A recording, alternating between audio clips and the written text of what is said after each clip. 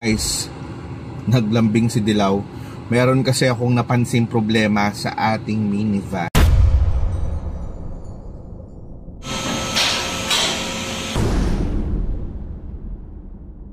Ako gastos na naman.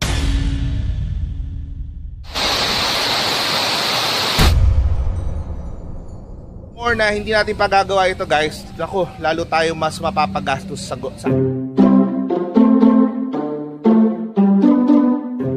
Guys, naglambing si Dilaw. Meron kasi akong napansing problema sa ating minivan. At yan yung isi-share ko sa inyo. At kung ganito rin yung na-experience nyo sa inyong minivan or sasakyan, malamang sa malamang makakatulong itong video na to. So pakita ko sa inyo, guys, yung naging problema kay Dilaw dito sa ating minivan. Lately ko lang siya napansin nung madalas na natin siyang ginagamit. Ako, gastos na naman. Pero ganun talaga. Parte yun ng pagme-maintain or pagkakaroon ng ating sasakyan. So pakita ko sa inyo yung nakita kong problema, guys. So, yung ating gulong sa ating driver side. So mapapansin nyo, yan, okay naman siya. Ayan. Yan, pantay naman yung mga guhit. Pero dito sa ako sa inyo, yun oh. Yan oh, ubos. So yung kanina, meron pa siyang linya dito, di ba? Eto, nawala na yung linya oh. Oh no! Ayan, nawala yung linya. So naglambing. So isa lang ang ibig sabihin yan, guys, no? Hindi pantay yung pagkaupod ng ating gulong, no? O yung lapat. Ayan, kita nyo? Ayan, hindi siya pantay. Yan, ito yung linya niya. Ayan, linya yan eh. Pero dito wala na oh. Ubos. So ibig sabihin, guys, ay kailangan yata nating ipa-wheel alignment itong ating sasakyan. So tamang-tama, medyo free tayo ngayon. Pagawa na natin. Pakita natin ulit. Ito may linya. Ito yung malalim. Ito yung groove niya dun sa driver side. Yan. Tapos may linya. Etong kabila, tingnan nyo. Yung groove. Tas wala. So ibig sabihin talaga ay kailangan nating pa-wheel alignment itong ating sasakyan, no? Sana yun lang problema niya. Wala siyang problema sa mga pang-ilalim pa, no? Kasi maraming maraming cause nito, no? Maari mga bushing, mga tie rod, rack end, may sira. Pero sana hopefully alignment lang yung kailangan. Yun, sayang oh, pupudpud yung gulong. Dito makapal pa. Pero dito pudpud na.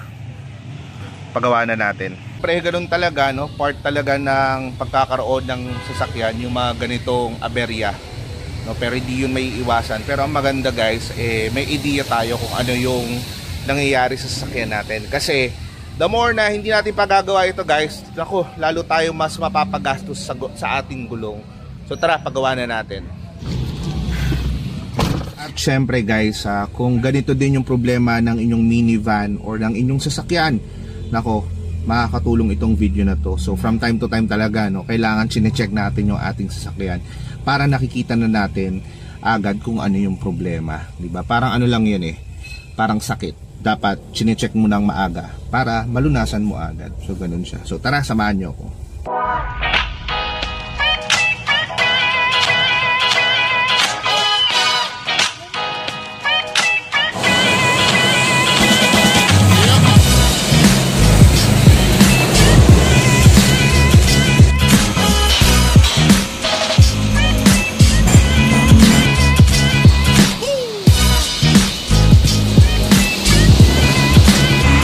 Wheel alignment ay ang proseso ng tamang pagkakaayon o pagkakatutok ng gulong ayon sa espesifikasyon ng manufacturer. Hindi lang ito tungkol sa direksyon ng manibela, kundi pati na rin sa tamang distribusyon ng bigat at stability ng inyong biyahe. Kapag hindi tama ang alignment, mapapansin nyo na mas mabilis maupod ang gulong, humihila sa isang direksyon ang manibela, at mas malakas ang konsumo sa gasolina. Maaari rin itong magdulot ng panganib dahil sa bumababa ang kontrol at handling ng sasakyan. Samantala, kapag maayos ang wheel alignment, mas pantay ang pagkakasuot ng mga gulong, mas tipid sa gasolina, mas komportable ang biyahe, at higit sa lahat, mas ligtas tayo sa kalsada. Kaya bago bumiyahe, siguraduhin na maayos ang alignment ng inyong mga gulong. Dahil ang simpleng pag-check nito, makakaiwas tayo sa dagdag gastos at posibleng aksidente.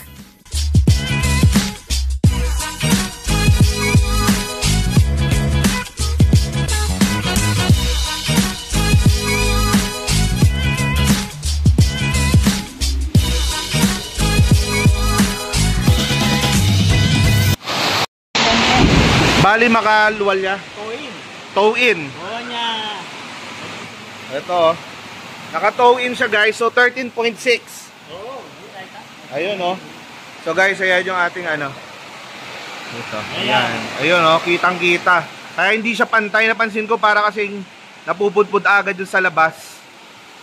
Ayan. Ayan yung specification natin. Okay. Minimum prepared maximum. Yan. Okay.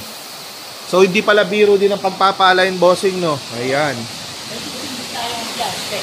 May specs. Ganda oh, ganda pala dito magpagawa. Hindi tayo magpapagawa lagi.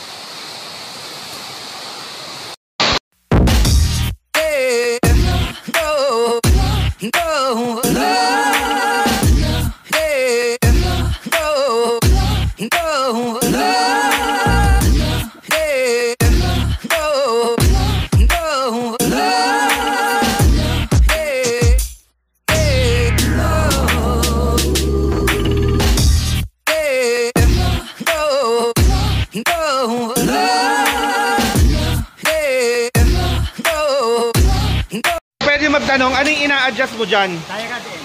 Tie rod end. Alignment naman yan, toe in, toe out. Okay. Adjustment. Toe in and toe out. So yung gulong ko po ay naka nung kanina naka-toe in yan. toe in. Toe in ng 13 mm. 13 mm. Ngayon, nag-out na tayo, direct na yan. Ah, okay. So yun. Ayan, ayan, ayan. 1.2.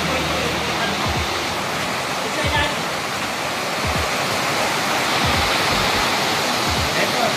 Yeah, 1.2. Kanina 13.6 yan. Talaga? Malaki. Ito pasok na to. 1.2. Pasok na sa specification yan.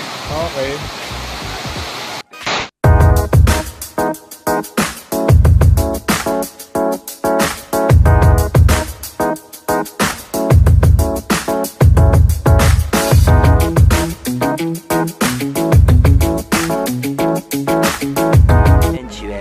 And there you have it, Lagalag Squad. Natapos na rin natin yung ating problema kay Dilaw sa ating project mini camper van. So ayun, ang ginastos pala natin ay 600 pesos para sa wheel alignment. So ganun pala pag wheel alignment to. Merong mga aparato, akala ko ina-adjust lang.